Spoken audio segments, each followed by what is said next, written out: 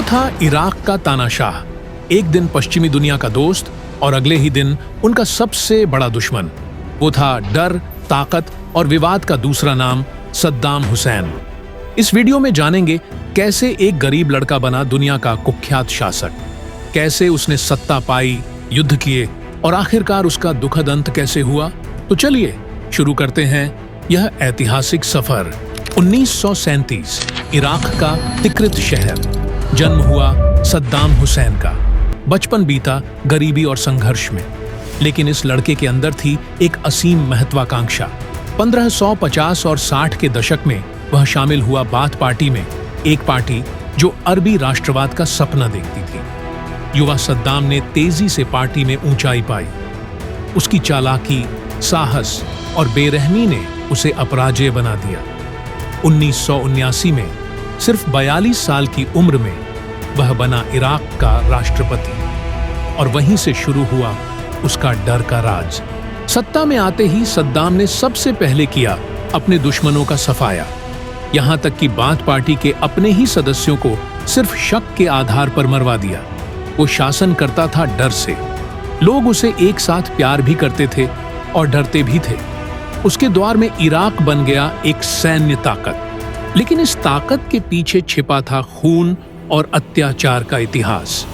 1980 में सद्दाम ने शुरू किया ईरान के खिलाफ एक खूनी युद्ध।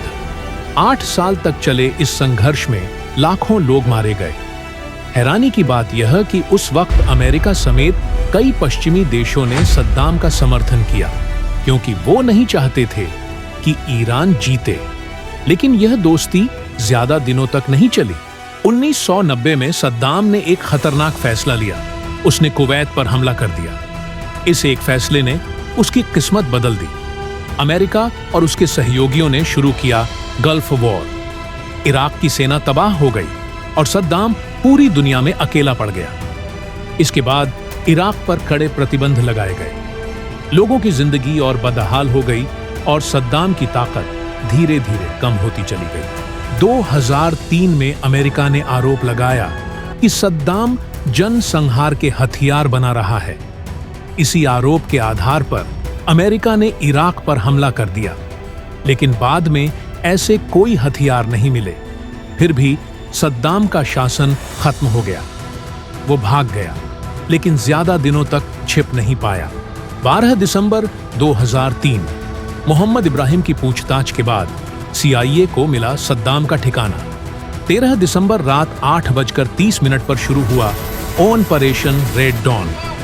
11 घंटे के भीतर सद्दाम को ढूंढ निकाला गया। वो छिपा हुआ था तिक्रित के पास एक फार्म हाउस में, जमीन के अंदर 6 से 8 फुट गहरे एक स्पाइडर होल में। CIA, NSA और टास्क फोर्स 121 की संयुक्त कोशिश से ऑपरेशन सफल हुआ। दुनिया का कुख्यात तानाशाह अब कैदी बन चुका था। 30 दिसंबर 2006 ईद उल अजहा का दिन, जब पूरी मुस्लिम दुनिया कुर्बानी मना रही थी, उसी दिन सद्दाम हुसैन को फांसी दी गई। ये फांसी सिर्फ एक नेता की मौत नहीं थी, ये एक युग का अंत था। लेकिन सवाल आज भी बना है, क्या सद्दाम एक देशभक्त था या एक बेरहम तानाशाह? इसका जवाब आज भी दुनिया को बांटता है। सद्दाम हुसैन की कहानी सिर्फ सत्ता या युद्ध की नहीं है। ये एक इंसान की महत्वाकांक्षा, गलतियां और उनके अंजाम की कहानी है। आप क्या सोचते हैं? क्या सद्दाम एक हीरो था या खलनायक? कमेंट में अपनी राय जरूर बताएं। अगर वीडियो पसंद आया हो तो लाइक करें, शेयर करें और चैनल को सब्सक्राइब करें। अगली कहानी में फिर मिलेंगे।